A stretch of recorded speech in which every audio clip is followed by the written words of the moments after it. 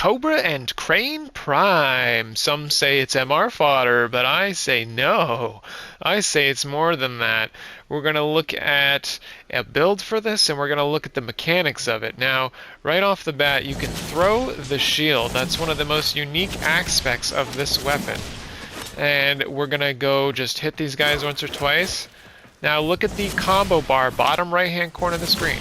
By throwing the shield, we can extend the combo. Additionally, see, I'm not going to hit any enemies now. See, as I'm throwing it now, bottom right-hand corner of the screen, it's pausing the combo meter.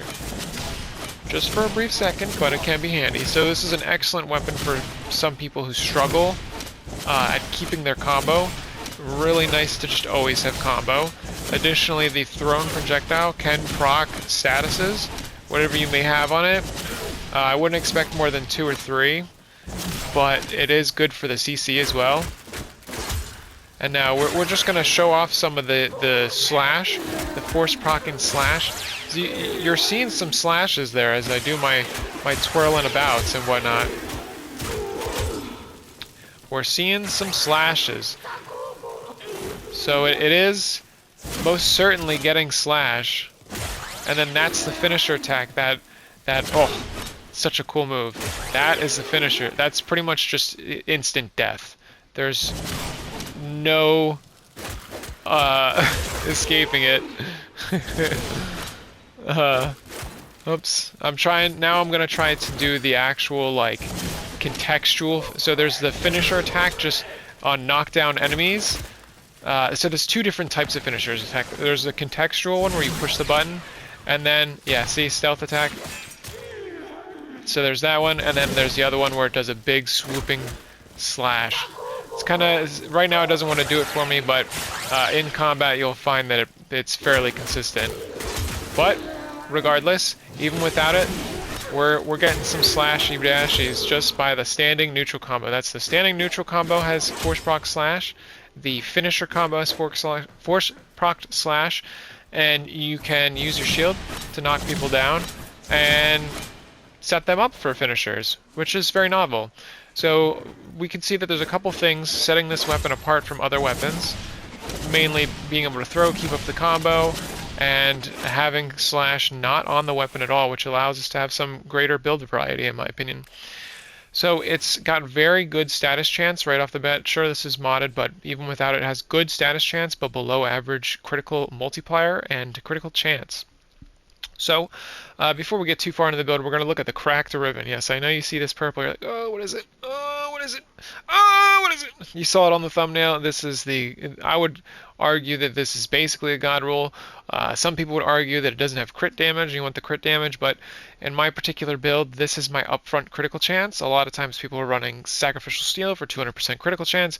For my build, this is my upfront critical chance to make sure we're getting in there, because without this, look at the 32, it goes from 32 to 18. So a pretty significant increase. Also, look at the impact. Without the ribbon, we're going from 218 to 210, which may seem like, oh, well, that's not, you're not really losing too much. But look at the other. Everything else is getting halved. And then this barely went down at all. So the minus impact ribbon, that's honestly the most important part of this. Now, because I had the ribbon, this would probably be better on the not prime version. But we don't mess around with non-primes in this in this route, because we've got the better base stats. I feel that it's worth it. So yes, this is the ribbon, minus impact, heat, and some damage and critical chance, which, we're going to take off the heat on this, and it does not have it innately, unfortunately. Yes, unfortunately. But that's what we have the ribbon for, or molten impact. If you're going to build this yourself, I would probably just put a critical mod here, sacrificial pressure point or whatever the fuck it is. And then of course we have condition overload. We're going to be procking a lot. We're going to be procky-docky on this. And then we have critical damage. We don't have the best critical chance in the world, but we're going to be getting crits, as you saw. We are going to be getting crits. Weeping Wounds, because again, this is a status melee. A lot of people are swapping Weeping Wounds for something else these days, I understand. But for this weapon, I would highly, highly, highly recommend you use it. And then we have Blood Rush for more critical chance. Like I said, this is a great weapon for building up combo, so these two mods that scale off combo, not an issue at all. And then of course these are just the stat distribution. You know, a lot of times you don't want to stack and stack and stack viral, but in this specific instance we kind of do because we're getting force proc slash from this stance, not the weapon. As you see, there's nothing on here that says slash, but as we saw from our brief demo, there is slash on it. So that's kind of why we're stacking the viral and we're dispersing it a little bit with the heat. So let's do a little demo. Another one, I should say. So we're just going to group them up. This way we can get the combo real fast.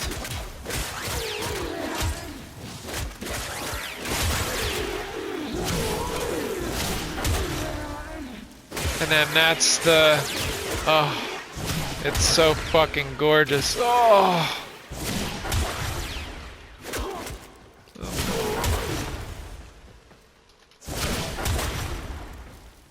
Oh! They're gonna die from that. When you get hit with that final attack, the slash! Oh! Big kumis.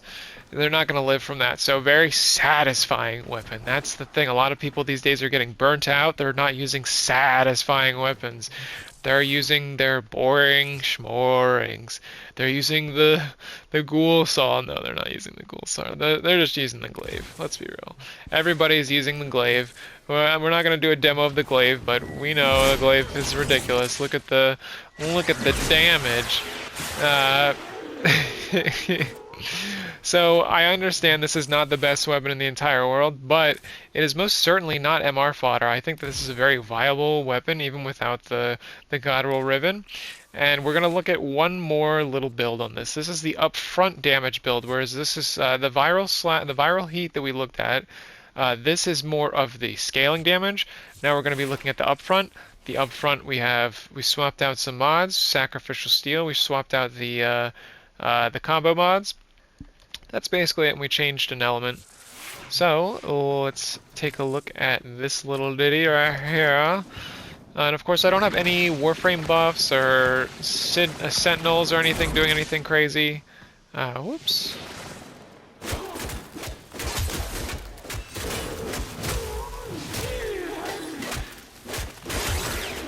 And this build is much the same, where if you proc one of the finishers, they're done.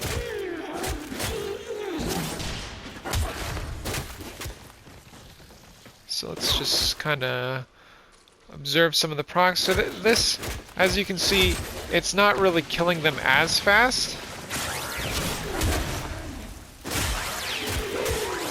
But the finisher attack, I feel like the finisher attack does a little more damage on this build.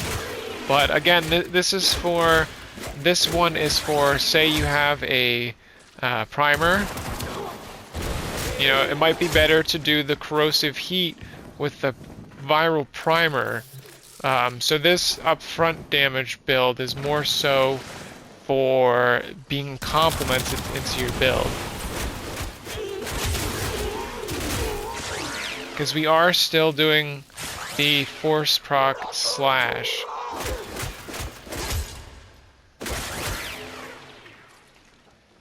And it's pretty nifty. So that's the long and short of it. This weapon's not MR fodder, don't completely give up on it, but you're going to be seeing a lot more of those impact procs without a Godroll Riven. So a lot of people are like, oh, well, yeah, you need a Riven to make the weapon good. I disagree. I think it's still useful without the Riven. But that's what Rivens are for, right? Rivens make every weapon better. I'm sick and tired of people being like, oh, look at the dispo. That's not gonna do anything. It's pointless to get a low dispo weapon. The people who say this are fucking clowns. They have no clue what they're talking about, and nowhere is it more evident than by mods like this, which decrease the impact and just ramp up the damage. So that's essentially the long and short of the build today. If you found this useful, and hopefully it, if not convinced you to use the Cobra and Crane, at least convinced you, all right, maybe it's not complete MR fodder, then I would like you to go downstairs or wherever the kitchen is in your house and just pour yourself a big fucking fat glass of water. You're probably a little dehydrated. You've been watching Warframe YouTube videos all day. Bye.